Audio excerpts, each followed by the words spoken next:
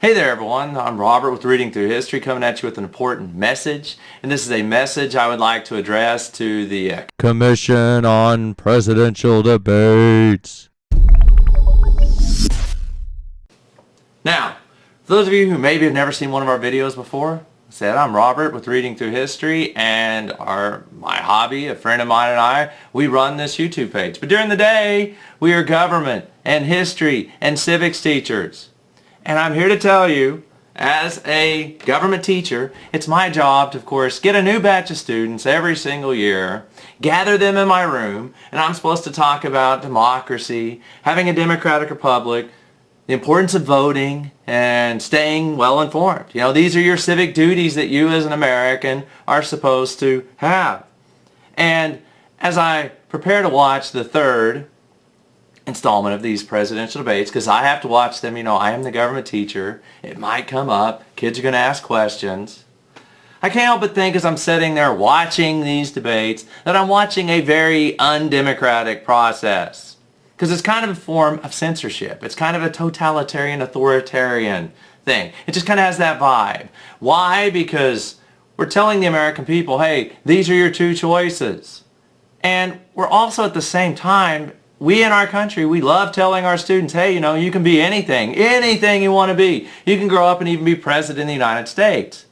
But at the same time, we're sending the message, hey, to get there and be president of the United States, you have to go through one of these two political parties. You have to be a Democrat or a Republican. That's really the only way it's going to happen, because that's the only way your voice is going to be heard. We kind of got what it looks like to me. It's kind of like a political oligarchy. I mean, we already know to get there you got to be rich and wealthy and all of this kind of stuff, have the connections. And the connections, of course, come from this two-party system. But it's an oligarchy of two parties. And it has been since the Civil War, which is kind of crazy. And speaking of the Civil War, the last time we saw a candidate this unpopular was Abraham Lincoln. Now, we know that didn't work out too well, so let's hope we don't go there. But that was the last time you had a candidate that was this hated, this despised by a huge section of the country. And in this one, we have two. We literally have the two most unpopular candidates in probably 150 years of political history. 150 years. Think about that. And these candidates are so widely unpopular.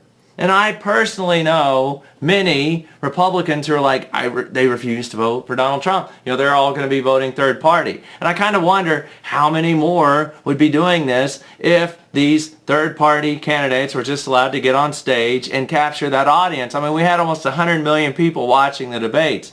You're literally denying these 100 million people. And I mean, I imagine everyone else has seen highlights and stuff from those first two debates. You're denying these other parties their voice. So how many more would vote third party if you would just let them in? It could be a lot more. There could be major revolutionary change here via the democratic process, which is how you want it to happen. So why not allow them in there? I mean, it's kind of ridiculous. I mean, I can remember the election in '92. I wasn't old enough to vote, but I was intrigued by Ross Perot. I was like, what is this? What's going on in Reform Party? I like the idea. I like the platform. They let that man get in there in the debates. He got 20 million votes. He almost got half as many as the second place vote getter, George Bush the Elder.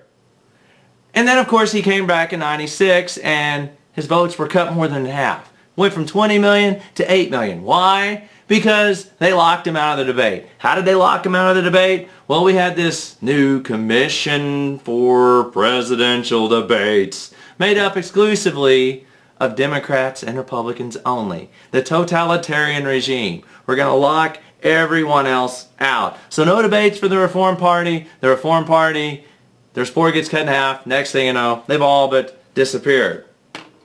I mean, this is as undemocratic as it can possibly get. The state I live in, you can register as three things: Democrat, Republican, or Independent. You can't go and vote, register Libertarian. You can't go vote Green Party. Like I said, I know almost as many people that are going to be voting Libertarian as Republican. And my chair just went like, that's kind of weird. But yeah, the whole system is like collapsing. So, how is it possible that a candidate can be on the ballot in all 50 states and not get to participate in a debate?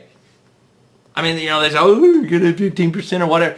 If you've gotten the support, you've got the grassroots support, you've gotten in the, you know, the Libertarian Party, to my understanding, all 50 states.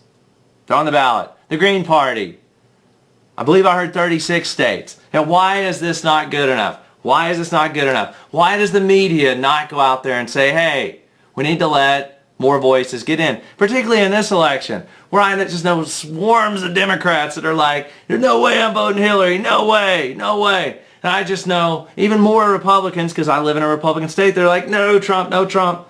How is this not happening? Why is this not happening? I mean, it's beyond criminal. We know how crooked the system is because we saw it in the primaries with them stealing it from Bernie. And now, of course, you're stealing the third-party candidate's chance to get on stage. Like I said, it's undemocratic, it's un-American, and obviously we have to draw a line somewhere. You know, we can't have 100 candidates on the stage. And I know people are just dying to get there and say, oh, Hillary and Trump, back and forth, blah, blah, blah. But the point is, it's not fair.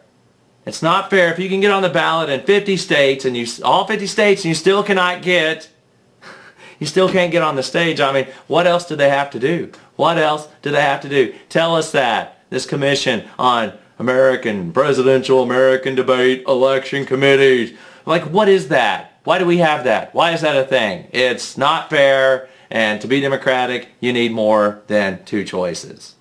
Please, give us more than two.